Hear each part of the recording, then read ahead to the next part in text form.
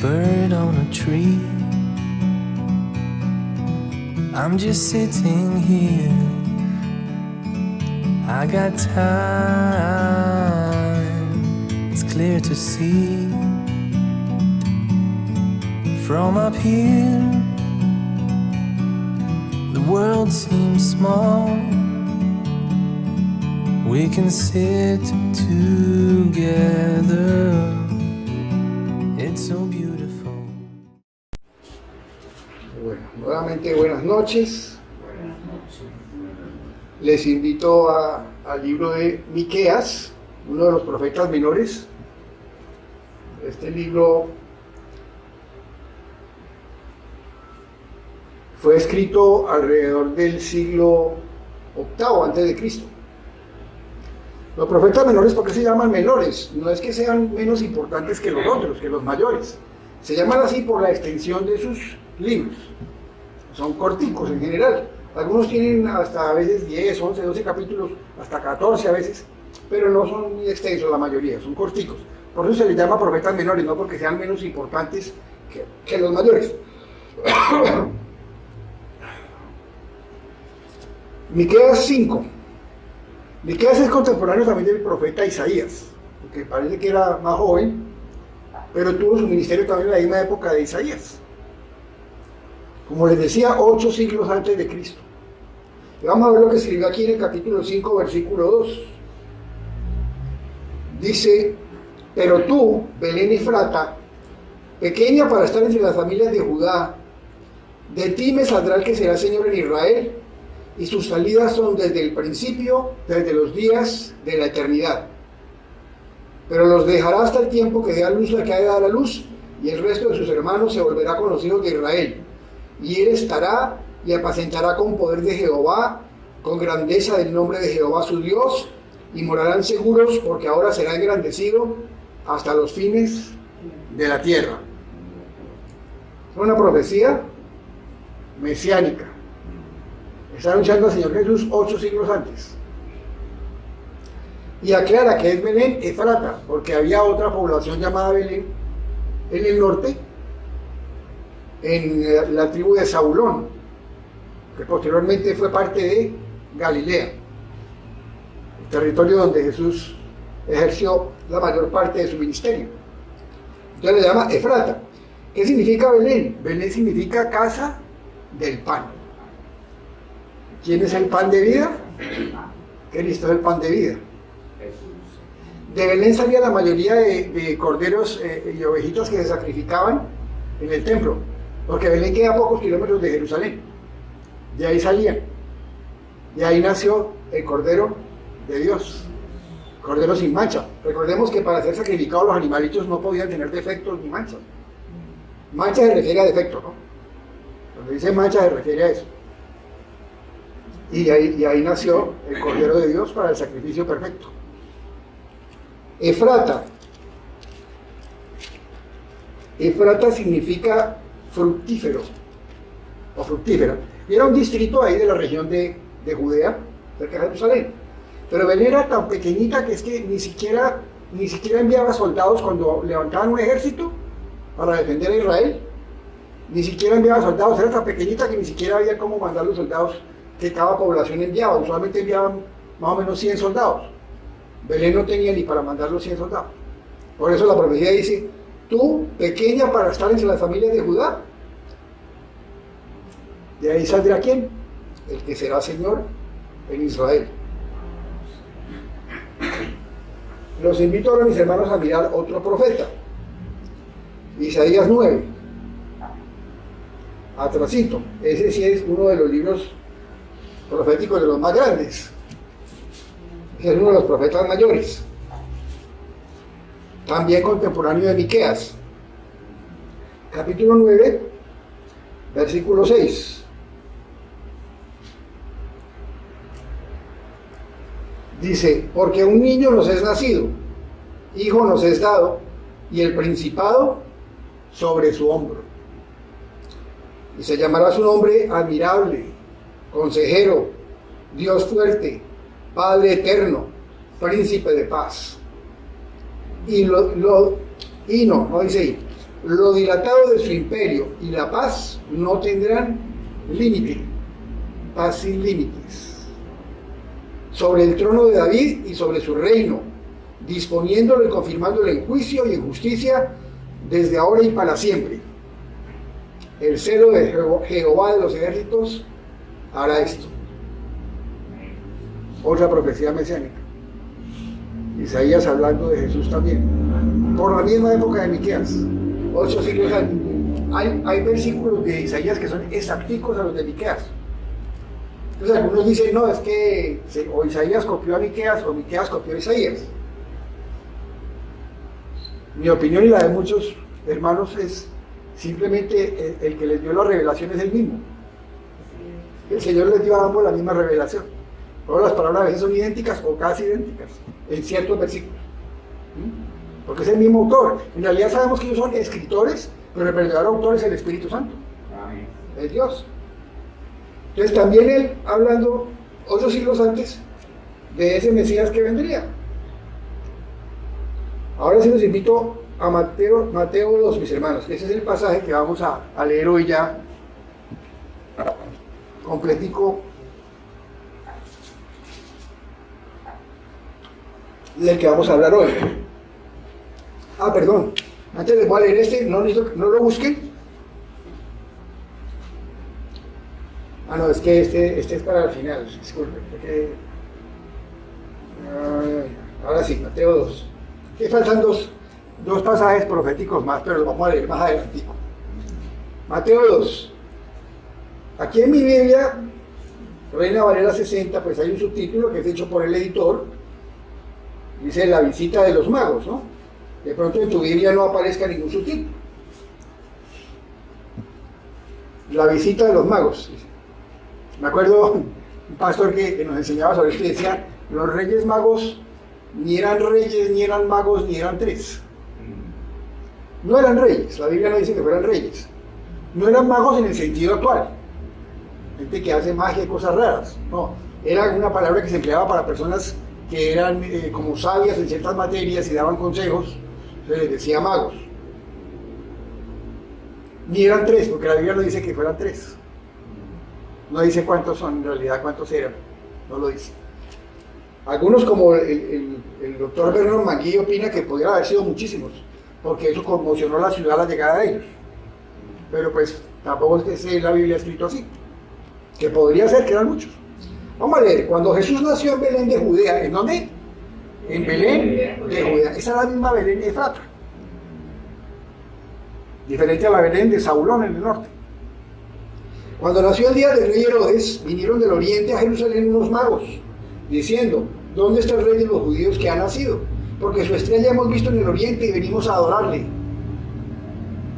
Oyendo esto, el rey Herodes se turbó, y toda Jerusalén con él, toda la ciudad. Y convocados todos los principales sacerdotes y los escribas del pueblo, les preguntó dónde había de nacer el Cristo. Se supone que un rey de Israel debería conocer las escrituras, ¿cierto? Pero en esta época eso no se daba. Además que él no era el legítimo rey de Israel, porque él no era de la casa de David. Hacía muchos siglos que no había un rey de la casa de David. Este hombre era descendiente de Esaú, era Idumeo. Idumea era el antiguo Edom. Y tenía cierta sangre judía por parte de su mamá. Por eso logró que los romanos, a través de intrigas y muchas cosas torcidas, lo nombraran rey. Ese es el famoso Herodes el Grande. Su padre había sido un señor llamado Antipas, que también había sido rey por los mismos medios. Y este es el llamado Herodes el Grande, porque gobernó bastantes años e hizo unas obras grandes. Le llaman Herodes el Grande, para distinguirlo de los otros Herodes que vinieron después, hijo, nieto, bisnieto, que fueron reyes y tenían el mismo nombre que él. Y el hombre se turbó, se asustó. Uy, ¿cómo así? ¿Cómo así que hay otro rey aquí, nace otro rey? ¿Qué es esto? Por supuesto, él no conocía bien las escrituras, a pesar de ser el rey de Israel. Tuvo que convocar a otros a preguntarles, a los sacerdotes, a los escribas. Y mira la respuesta que le dan. ¿Se acuerdan de Miqueas 5, como comenzamos? Ellos le dijeron, en Belén de Judea, porque así está escrito por el profeta. Y tú, Belén, de la tierra de Judá, no eres la más pequeña entre los príncipes de Judá, porque de ti saldrá un guiador que apacentará a mi pueblo Israel. Ustedes notarán que esas palabras no son exactamente iguales a las que leímos primero. Recordemos una cosa. Las que leímos primero es Antiguo Testamento, escrito originalmente en hebreo y arameo. Este es el Antiguo Testamento, pero ya ellos usaban la copia griega, la Septuaginta. Una traducción que habían hecho 70 sabios judíos al griego, que era el idioma más popular de la época, y un rey de Egipto les encargó ese trabajo para su biblioteca de Alejandría. Entonces ellos seguían la Septuaginta, por eso la traducción que tiene Mateo ahí probablemente es sacada de la Septuaginta. Por eso las palabras no son exactamente las mismas, pero la idea es exactamente la misma. Que en esa pequeña población de Belén nacería el guiador, el rey, el que apacentaría al pueblo, el pastor. La palabra apacentar, para ellos la palabra pastor es muy importante. El que apacienta las ovejas. Entonces Herodes, llamando en secreto a los magos, indagó de ellos diligentemente el tiempo de la aparición de la estrella. O sea, les preguntó, bueno, ¿y esa estrella que los trajo aquí a ustedes cuándo apareció? Ya quería saber él la edad del niño. ¿Cuándo apareció esa estrella? Y enviándolos a Belén, dijo, miren lo astuto de este hombre, usándolos a ellos mismos. Les digo, id allá y averiguad con diligencia acerca del niño. Y cuando le halléis, hacérmelo saber, para que yo también vaya y le adore. Este rey es un hombre que mató a una de sus esposas y a 3 de sus hijos, por conservarse en el poder, a veces por mera sospecha. Y dice que va a ir a adorar a ese niño. Ellos, habiendo ido al rey, se fueron. Y he aquí la estrella que habían visto en el oriente iba delante de ellos, hasta que llegando se detuvo sobre donde estaba el niño. Algunas personas han tratado de decir que es que había una conjunción de planetas y que esa estrella no sé qué y no sé cuándo, pero no es eso. Esa estrella apareció sobrenaturalmente, les avisó de lo que estaba ocurriendo o iba a ocurrir, y ellos siguieron esa ruta. Y ahora que ya estaban aquí en Jerusalén, volvió a aparecer y los llevó allá, a donde estaba el niño. Ahora, ¿por qué ellos vinieron? Hay varias teorías acerca de eso. En el oriente, donde ellos vienen, estaba Babilonia, estaba Persia, otros países, y allá estuvo ¿quién? El profeta Daniel como ministro, siglos atrás. Y el profeta Daniel no se iba a quedar callado acerca de su fe, ¿no? Tuvo que haber enseñado acerca del Dios de Israel. Entonces conocían las escrituras y las profecías, las de Daniel. Y probablemente conocían lo que está en Números 24, una profecía de Balaam, que anunció que una estrella saldría de Jacob. Y cuando vieron esa estrella, se juntaron y vinieron. No sabemos cuántos eran, de cuáles países, de cuáles ciudades, pero se juntaron en el oriente para venir acá, porque la estrella apareció en el occidente. Y el viaje no era cortico, el viaje era largo. O sea, ellos no vinieron en los pesebres y las imágenes, siempre vemos que por un lado llegan los pastores a adorar al niño y por el otro los reyes magos. Pero realmente eso no fue simultáneo. Y ya había pasado cierto tiempo, vamos a verlo acá, aquí está escrito. Porque dice así. Y al entrar ¿en la qué? En la casa, versículo 11. Cuando él nació, ¿dónde lo acomodaron? En un pesebre. Pero ahora está en la casa. Y al entrar en la casa vieron al niño con su madre María y postrándose lo adoraron. Y abriendo sus tesoros le ofrecieron presentes: oro, incienso y mirra. Probablemente por eso es que creen que sean 3 reyes magos. O 3 magos, digamos, porque reyes, la Biblia nunca habla de reyes. Porque ofrecieron 3 cosas. Entonces, que uno llevaba el oro y otro el incienso, hasta les han puesto nombre, ¿no? Sabemos que hasta nombre les han puesto. Les cuento que durante la Edad Media, la tradición inclusive llegó en ciertos países hasta 150 reyes magos. Hasta allá llegó. Y en Italia en este momento hay iglesias que se pelean. Porque una dice que tiene las reliquias, los huesos del uno, y otra dice que tiene los huesos del otro, y se pelean por eso. Todas tradiciones de hombres. Entraron a la casa, vieron al niño con su madre María y postrándose lo adoraron. ¿A quién adoraron? ¿A quién nombra primero en este versículo? El autor de este libro es un judío, Mateo, el publicano Leví. Ellos siempre nombran primero al más importante. Lo nombraban primero al más importante. Es una regla. Y en vez de nombrar primero a la madre, nombran primero al niño. El niño con su madre María. ¿Y a quién adoraron? Al niño. No a nadie más. Y ahí paro. Saquen sus conclusiones. ¿A quién es el que hay que adorar? Y abriendo sus tesoros le ofrecieron presentes: oro, incienso y mirra. Hay una profecía sobre Jesús que habla solo del oro y el incienso. No recuerdo la cita en este momento exacta, tal vez de Isaías también, pero habla solo del oro y del incienso, porque está hablando de la segunda venida de Cristo. El oro es para un rey, el incienso una ofrenda de adoración, y la mirra se usaba para ungir los cadáveres. Este niño venía a dar su vida por nosotros. Oro para el rey, incienso y la mirra para su sepultura. Pero esa otra profecía ya no habla de eso, habla solo del oro y el incienso, porque cuando vuelva ya no vendrá a morir, vendrá a reinar y a juzgar, porque es un Dios de juicio también. Es amor, pero también es juicio. Amén.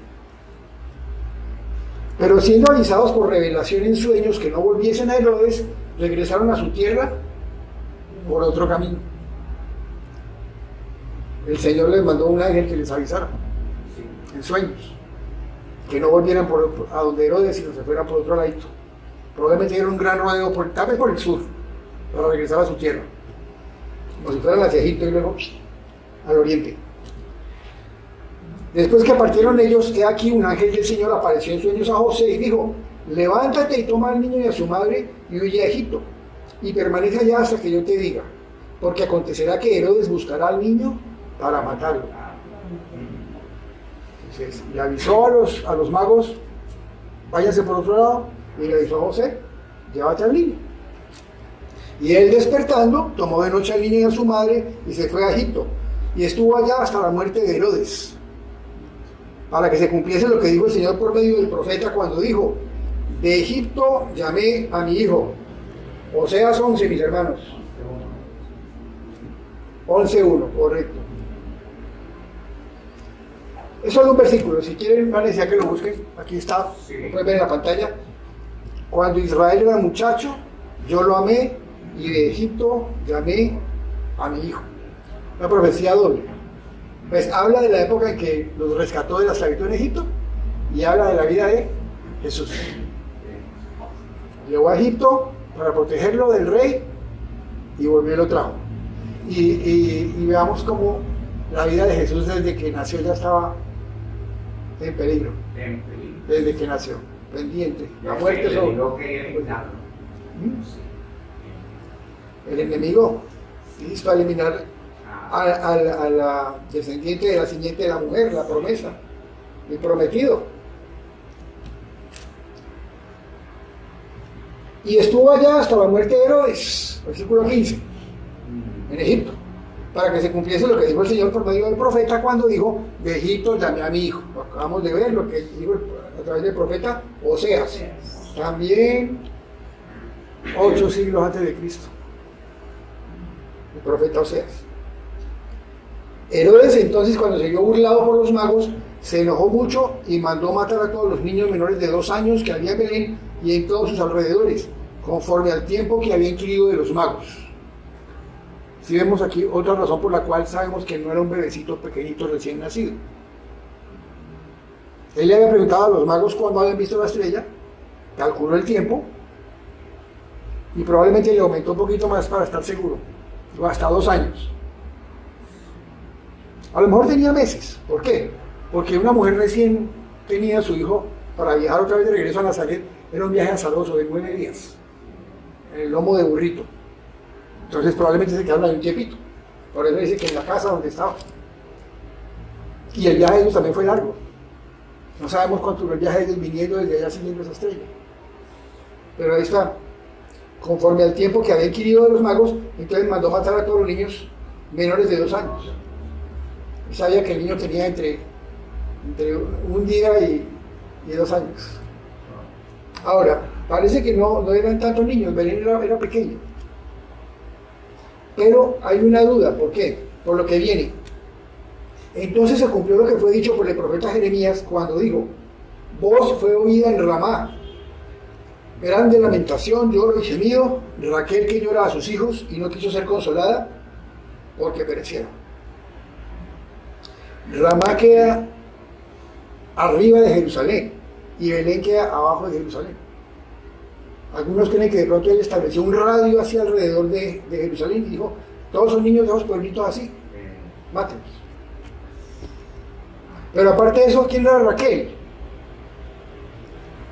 ¿La esposa de quién? De Jacob, ¿no? Israel. La esposa amada. ¿Y madre de quiénes? De José y Benjamín. Y ella fue enterrada en Ramá. Ahí está la tumba de ella. Ella no fue enterrada en la tumba familiar. La que fue enterrada en la tumba familiar fue Lea. Ella fue enterrada en Ramá. Y sus hijos eran Benjamín y José. Y Benjamín, ¿a quién se integró cuando se separaron los 2 reinos? 10 tribus arriba y 2 al sur. La tribu de Judá. Pero Benjamín se integró a Judá. Eran Benjamín y Judá. Y 10 tribus al norte. ¿Y en dónde nació? ¿En qué reino nació Jesús? En Judá. Porque ya el del norte no existía. Nació en Judá. O sea, las tribus de Judá y Benjamín. Estaban José y Benjamín, hijos de Raquel, integrados ahí. Y el Señor nació ahí, y luego ¿a dónde fue a vivir? Al norte. Vamos a ver otra profecía aquí. Los invito a Isaías 11.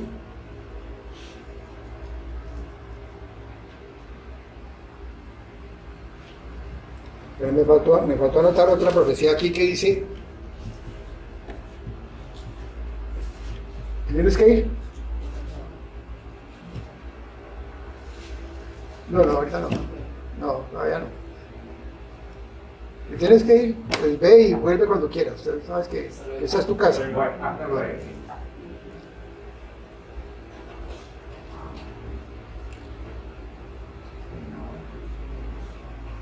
Hay otra profecía que dice: la tierra del norte vio gran luz. Dice: Galilea de los gentiles. Y en esa tierra de Galilea de los gentiles fue a donde se fue a vivir ese niño, al norte.